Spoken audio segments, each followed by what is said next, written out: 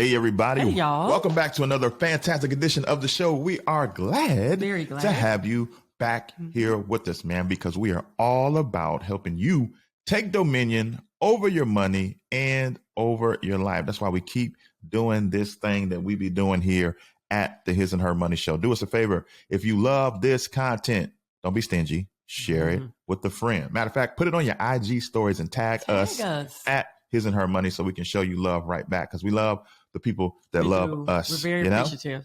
You excited about the show? Because you usually say that you're excited about today's episode. But you always say that you're excited as well. Because I'd be excited about our episodes. I am too. Why are you excited? Every time. Why are you excited? Because we're going to be bringing a couple. They're going to be sharing their debt freedom story. And why is that important, babe? Why do we keep doing this? We want to empower not just couples, but individuals to get their lives in order when it comes to their money. We're trying to normalize this thing. We live debt-free lives. We believe that debt freedom plays a huge part in your financial health. And so we love bringing these stories to you all, and you all love hearing them. Yeah, we're going to be talking with RJ and Anjie, the couple behind the platform Rich by Intention. They're here to share how they paid off their debt so that you can be inspired to do the same thing as well. So let's not prolong this thing anymore. Let's get RJ and Anjie on so we can hear how they were able to make this happen. Hey, RJ. Hey, Anjie. Hey, y'all. Welcome to the His and Her Money Show. Hey, guys. Hey, guys. Excited to join. We are excited to have you because you guys did something amazing. You had debt just like everybody else, but you decided to get that thing up out your life. And so we're super excited that you guys are willing to come on, share your story to inspire others to follow in your footsteps. But for those who are being introduced to you for the very first time, can you say hello to them and let them know what you guys are all about? Hello, everyone. This is RJ. And I'm Angie. And we are a millennial married couple. We've been married for 4 years. We have a beautiful baby girl about to turn 2 soon. And we're from the Metro New York area. Yeah, and so we are the founders of Rich by Intention, where we help others learn how to manage money with intention. So we're so grateful to be here with you guys. Tell me about that name. I like that name. I do too. I was going to say the same as that. Go ahead. You asked the question because your voice sounds so much lovelier. No, I love their name. So how did you all come about this name? What was the intention behind Rich by Intention? I see what you did there, girl. Well, when we paid off our debt, it was really important that we had a focus, right? And we strongly believe that everything that you do all starts with intention. And we were able to pay off our debt by intention. So we really believe that when you get focused and really put your effort forward and just keep moving forward, that anything is possible, right? We're defined by our opportunities, even the ones we miss. So we're always trying to strive and continue to move forward and just strive and prosper. Yeah, and I think Rich by Intention, it's so much more than just money, right? So we encourage people to not only be rich in their finances, but rich in their marriages, rich in their careers, rich in family. And so, we started Rich by Intention because we truly wanted to just encourage people to be rich, to live an abundant and rich life. So love that. Well, let's start talking about your story. Before y'all were Rich by Intention, y'all was full of debt. So take us to the very beginning. What actually evoked you guys to really take this journey towards debt freedom? Yeah. So one of the things that made us have this mindset shift was we really started getting educated, right? We started to just learn about money. Growing up, of course we were taught about maybe saving, but not necessarily that debt is something that you can get rid of or that you can invest or any of these things that's very important in terms of building wealth. So for us, it was really important while we were dating to get on the same page about money, right? Get educated about money. And it all started from us, just listening to Audible, right? Some of the books that really had a great impact on us was Rich Dad, Poor Dad or Millionaire Next Door, which really impacted us because it showed that, your everyday neighbor could, potentially be millionaires, right? Just because they live below their means. They reduce debt, they invest for the long term, and really their goal is not to keep up with the Joneses, but really to keep up with their goals. Yeah, and I think when we started dating, RJ and I were both mired down by like stifling debt. So he had about $90,000 in student loan debt, and I had about $40,000 in student loan debt. And, you know, early on in our relationship, we were like, hey, we got to get a handle on this. You know, like we cannot move forward in our relationship not having control of our finances. And so, like RJ said, you know, we took initiative, right? We became intentional with really trying to take control of our finances by getting educated together while we were dating, just to kind of figure out together, come up with a plan to really start tackling this debt as individuals before we started tackling our debt as a couple. Now, you just touched on something because y'all started negotiating this strategy pre-marriage. You guys were dating. A lot of people say, like, when you're dating, how do you know when to start the money talks and the money conversation? So take us back to the dating phase. And y'all was talking about this money thing while you guys were dating. How did y'all approach it initially, and how did the conversations mature as your relationship matured? Yeah, I would say, I think, you know, I think in any relationship, communication is key.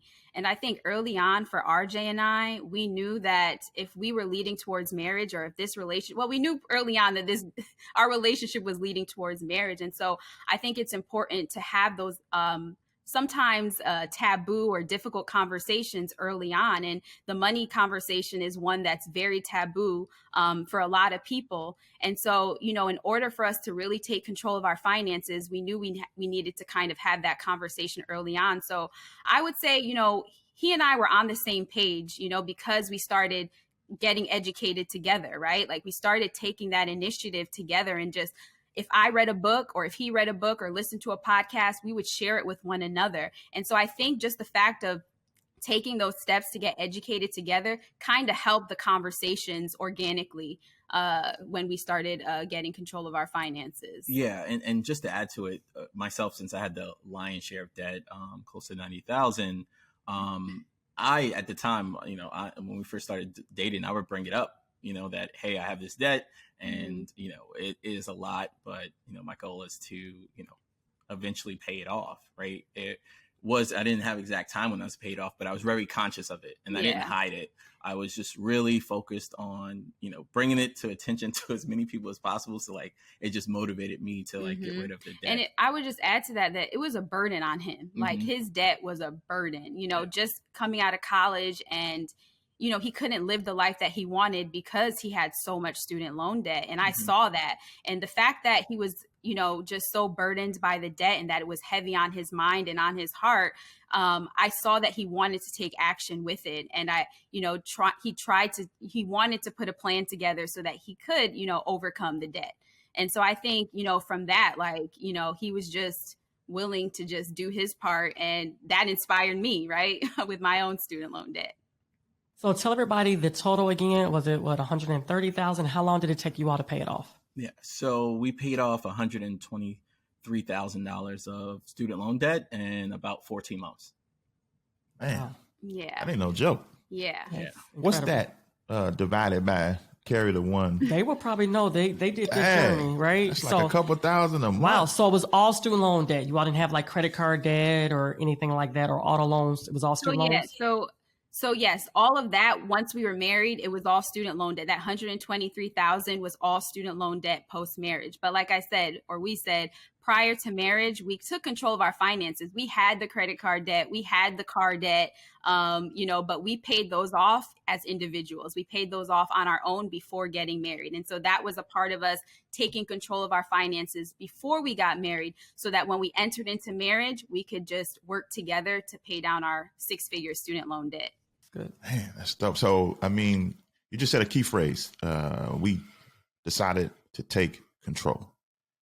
When you all decided to take control, the numbers were pretty large. Not only did you have the student loan debt, because y'all made that statement during your dating phase, when you not only had student loan debt, but you had car debt, you had credit card debt. So seeing all those numbers and having made the decision to take control, was it tough to do that math at first? To see, man, we got this student loan, we got these cars, we got these credit cards. Was it tough to swallow that pill? And if it was, how did you not get stuck there and just say, throw up your hands and say, you know, it is what it is. Everybody else got debt too. How come you were able to see that number, take it, and still press forward? Yeah, the first step going through that process, we add up all your debts and everything you have. It's definitely paralyzing, right? You see this and you're like, oh my God, how did I get myself into this level of debt? But I think the good thing, right, when you have an accountability partner, or, you know, you're married or you're dating someone and they can go through this journey with you. That's why I think community is so important. We had these conversations already, right? We had an idea with the numbers. So now it just really put everything at an accurate number, right? So we know the number. So now we have to make a plan, right? And I think a lot of times when you have the number, which your debt is, if you don't do that plan right away and start taking the steps, then it may take you another year or 2 years to start the journey, right? Same like with the gym, right? If you don't, once you sign up for that gym, and if you don't keep on going, then you're never going to get in shape or in fit. So it's important that that you just keep on doing the steps that's necessary, and just taking it day by day. It was really powerful. Yeah. And I would even add to that, like becoming self-aware is half the battle, you know, like once you put everything down on paper and you realize, whoa, you know, we didn't realize like, oh shoot, we really have like 6 figures of debt that we need to pay off. But I think once it's on paper, once you calculate how long it will actually take you to pay down the debt, it becomes a little bit more digestible, right? Like once you break it down into bite-sized pieces. And that's what we did. We put everything on paper,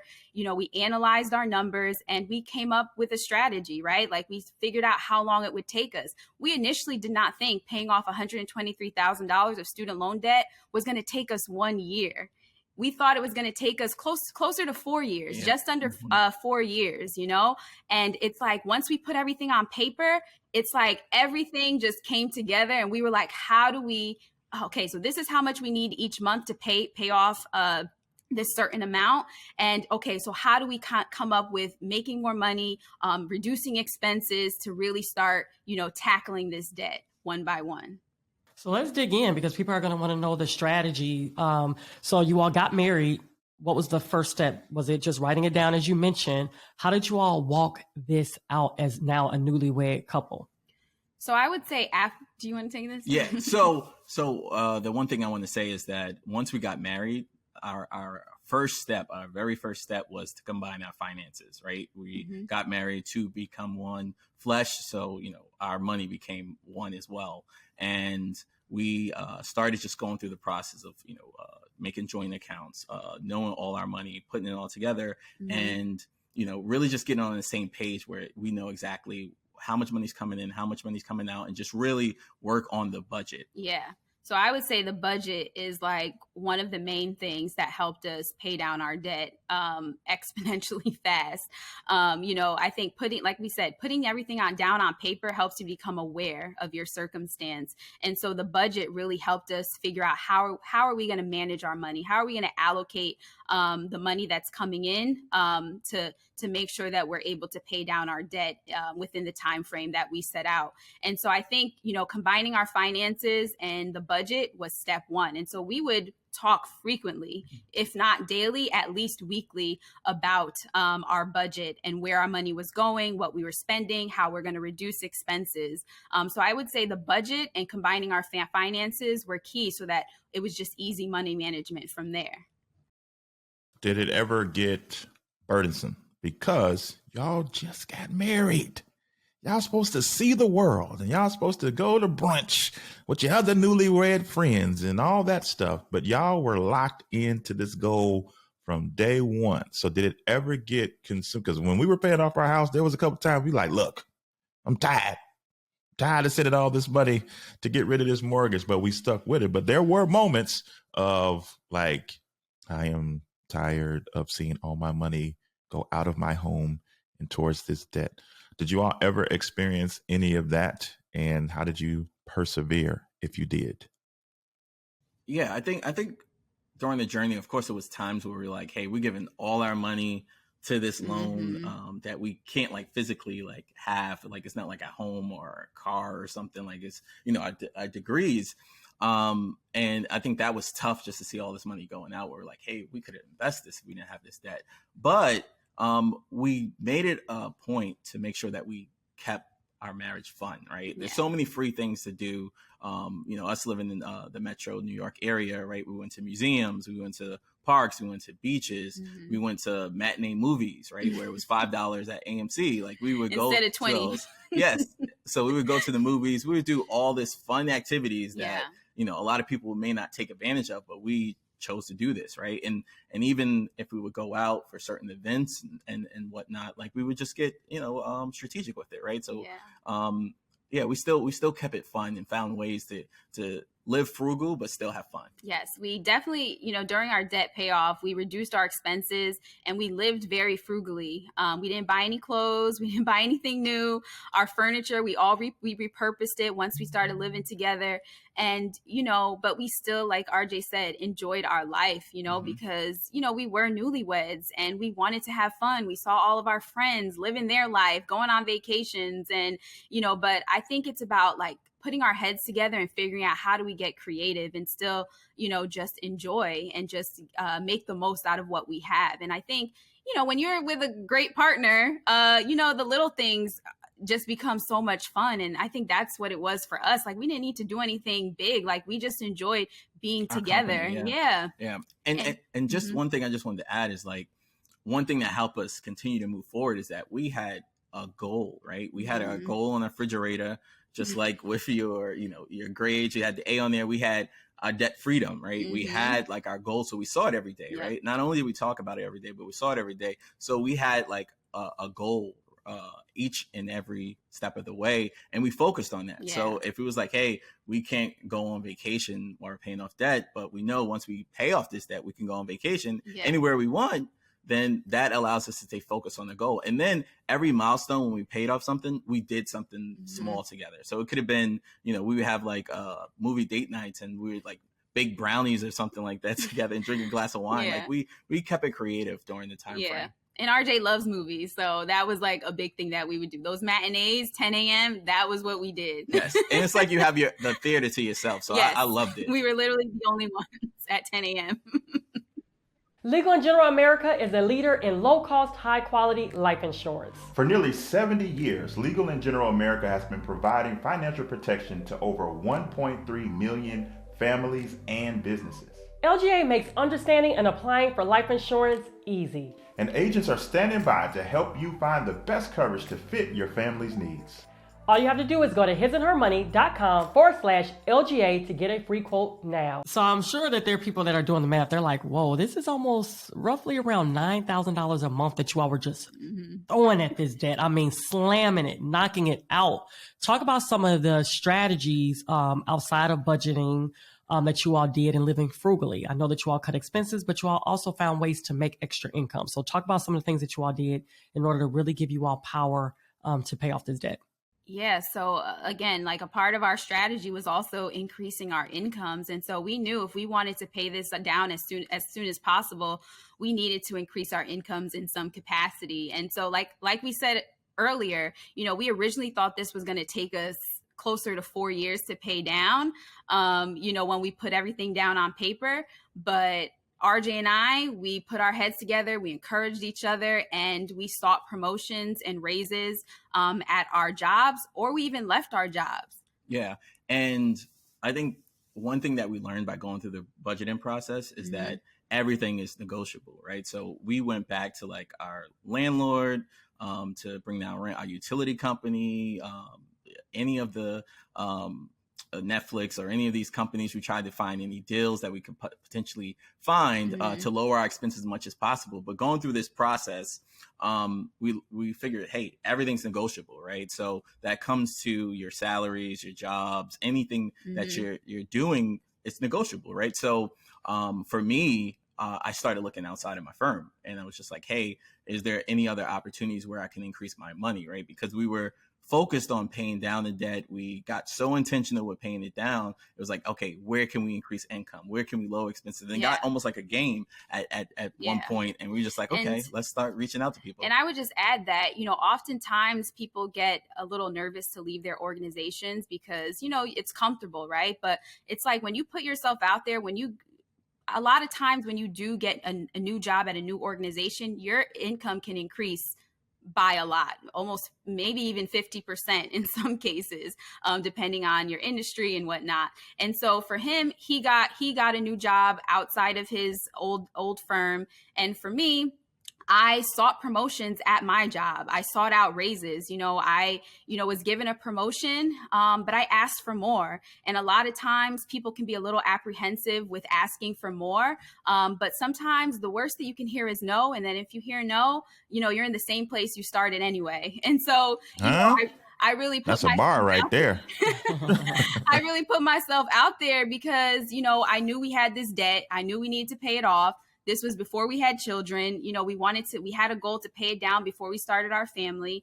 And, we did whatever we could to increase our income and reduce our expenses. Like RJ said, we negotiated, and it definitely taught us to like always ask for more and just ask questions and, is this negotiable? What's the range? I mean, it was just getting into those questions, and ultimately it helped us, but we end up helping others in terms of just speaking up, asking for more, and just, going through the same process, whether it's internally or moving to somewhere externally. Yeah. And then additionally, I also became an adjunct professor during this time as well. And so, getting a side hustle, if you will, or getting an extra job is one of the strategies that we use too, to just bring more income into our home. So how did you all, because I read that you all were able to actually convince your landlord to also lower your rent. I'm sure there's people like, how did you all do that? Yeah. So the landlord at the time was probably making updates, renovations and stuff like that. And I think always a good time to ask to reduce rent or sign a longer term to reduce it is like when there's vacancies, right? When you see, they have, 3 or 4 or 5 different open apartments, and you're a good tenant, right? So you pay on time, you never ask them for any assistance. So when we're coming up for renewal, usually we're signing 1-year lease, but we end up signing a 2-year lease, and we're able to reduce our rent and lock it in for 2 years, which kept our expenses lower and also just put us in a better situation. Yeah. And I mean, just to add to that, we were also really good tenants, right? So, we paid on time. We were, desirable tenants. And so I think that made the it was an easy decision for the landlord to lock us in for 2 more years. Nice. Now, y'all talked about a big part of this as far as income increases were seeking promotion. Do you have any tips, advice? Because RJ, you sought external work by looking at other firms. And Angie, you worked hard to position yourself within your company to be eligible for promotions and go for more. So for people that heard that and want to maybe pursue that, you have any tips or strategies that you learned along the way that you learned whether things went right or things went wrong in y'all's journey seeking these promotions? Yeah, I would say, networking is key, especially if you're looking for an opportunity within your organization. RJ and I always say, it's not about who you know, but it's about who knows you. And so, so many people in my organization, they knew of me, they knew my work ethic, they knew I was a hard worker.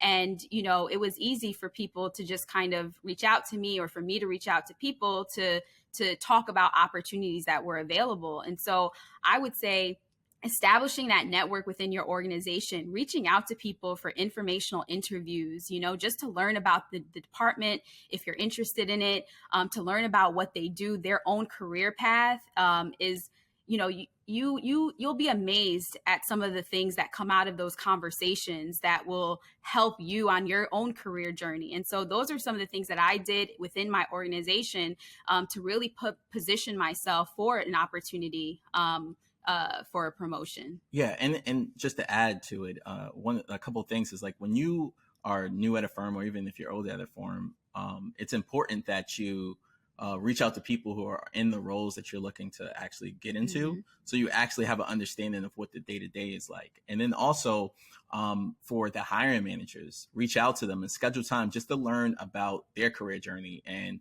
how do they get in the position and what are they looking for in terms of people, right? And it's almost like a informal interview, right? So maybe it'll take you maybe 6 months or a year to get the skills necessary to get for that role, but at least they already know you from 6 months ago or a year before, where you met with them and they learn more about your story. So it's important, as Angie said, is like it's not what you know, but who knows you. So they need to know your story. They need to know what you actually are looking to accomplish. And that goes a long way.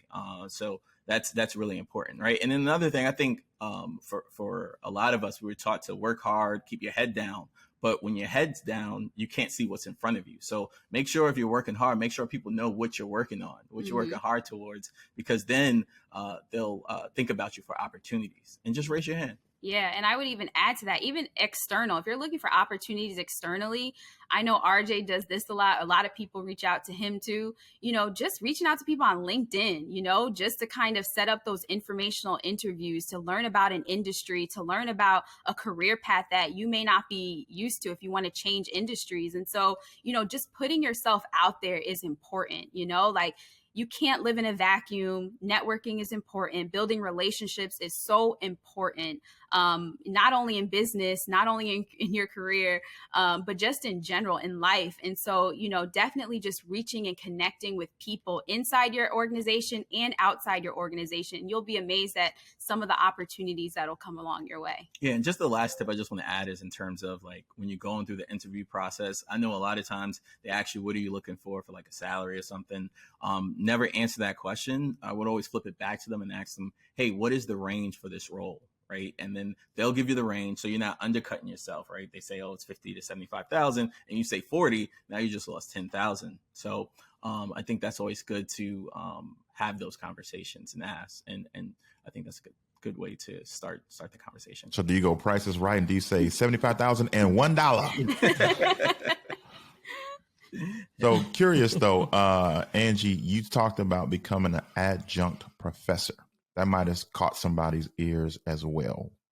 What is the process of doing it? I mean, because, for people that went to college, you never really question like, hey, why are you teaching me? How did you get this job? But you said you went out and you pursued it. So what did you find out? What type of qualifications do you need? How do you find these opportunities?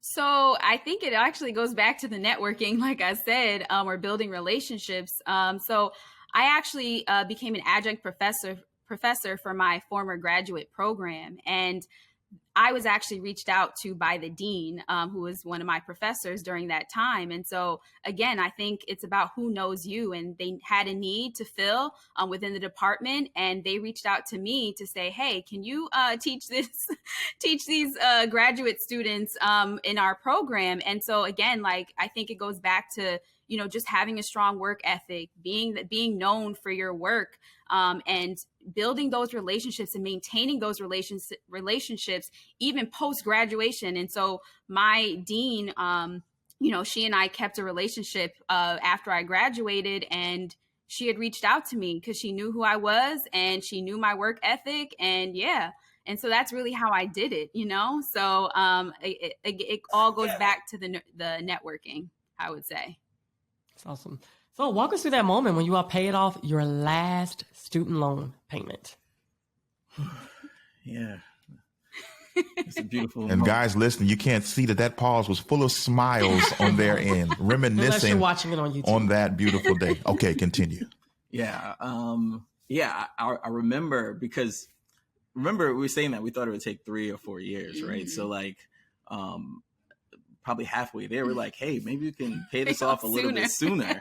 And that's where we started thinking of, adjunct professors, changing jobs, everything. We're like, okay, maybe we can do this. So once it was the end of March when we made the final payment, we were just happy. We were like, we did this, right? We were newlyweds, right? So we didn't hit 1 year of our marriage yet. So once we paid this off, we was like, we're capable of anything, right? It just all starts with intention, right? And I think as soon as we paid it off, we was like, okay, where are we going on vacation? Yeah, right. How are we going to celebrate this? Yeah. And so I think, and it was a very proud moment, right? It was a very proud moment that we paid this off and we're debt free, right? All of our money was ours at that point, right? We had no bills or we weren't an asset to anyone, right? Because when you have a debt, right, like you're an asset to someone else. You're paying their mortgage or you paying for their asset. So now that we were free, we're like, okay, now we can start building wealth. And it was a great moment. It was one of the best moments outside of us getting married that, we paid this off. We accomplished this in our first year of marriage. Yeah, I would say, we were just thrilled, right? Because we accomplished this goal together, and it showed the power of us working as a team, and as one. And it's like when you are united on a goal with your spouse together, you can accomplish anything. And I think that was the greatest lesson that we learned. I think just paying off debt early in our marriage is that when we're on the same page, when we're one, where we're working, we're going in the same direction together. One's not pulling, one's not pushing, but we're pushing together on a goal. Like we can do anything. And so that's where we're at now. It's like, what other goals can we accomplish together? What can we achieve together now that we paid off this debt? So we're just like goal oriented, and we're just checking things off every day, every year to just, bring us closer and living with intention.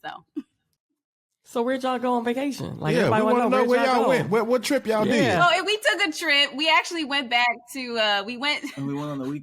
We went to Ohio. No, we went on a cruise. We did go on a cruise. Oh yeah, we did go on a cruise. Okay. No. Okay. Yeah, we went on a week. So we took two trips. Yes, we took 2 trips, but the main trip was yes. 7-day cruise. Yes. We visited like 3 countries, and yes, we took a cruise. We enjoyed that. It was amazing. It was phenomenal. That was one of the best vacations we had. Yes, yeah. But we also y'all talk about debt freedom on the cruise. Like, we did it. Yes. We accomplished it, right? It was a little sweeter because we were debt free, right? Yeah, so for sure. Yeah.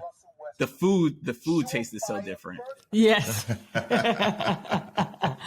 So what is next? Y'all are full of intention, full of goals. Now that debt freedom goal got checked off, what types of things are y'all pursuing now?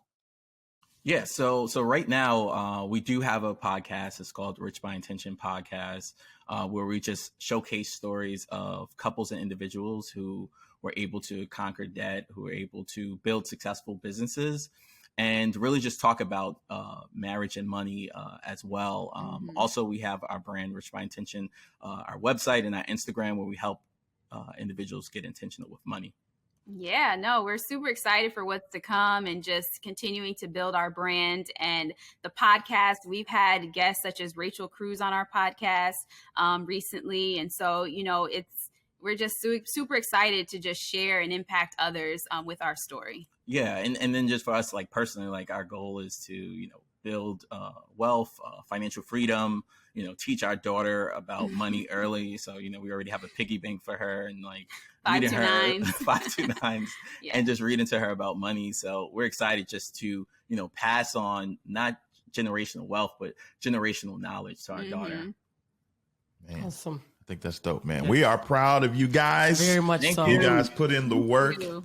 You guys made the sacrifices. And guess what? You guys are now debt-free, building a legacy that will pass on to your daughter. You'll have the conversations that you didn't have, and you're changing the trajectory of your whole family. So we are thrilled that you guys were able to do it, and also proud to know that you guys are not keeping it to yourself, but you're trying to use your story and your knowledge to help others. So kudos to you guys on both accounts. And we really appreciate you guys taking time to share your story. Thank you so much. Thank you. Thank you so much for having on. This has been a blast. And we're just so fortunate to connect with you. And, it's great to meet you back in FinCon 18. So we really appreciate how everything has come full circle now. There you have it, ladies and gentlemen. Another fantastic example of what can happen when you are intentional. I love that word, right? You have to have a goal, because the old saying goes, if you aim at nothing, you will hit it every single time. So it's important to put something before yourself. They talked about the fact that they had a thing on their refrigerator. They couldn't eat. They couldn't drink without seeing the goal. And that right there is a driver and a motivator for when you're feeling into it and in times when you're not feeling into it. So we want to encourage you guys to not just hear this story for entertainment value, but use it as motivation to create and craft a story. That's right. And if you want to be inspired by more stories just like their story, go to hisandhermoney.com. We have a ton of stories over there, ton of resources, like hundreds, to help you stop playing on this journey. You don't have to do it alone. All right. That's all we got for this time, guys. It's been great. Till next time. Peace. Bye, y'all.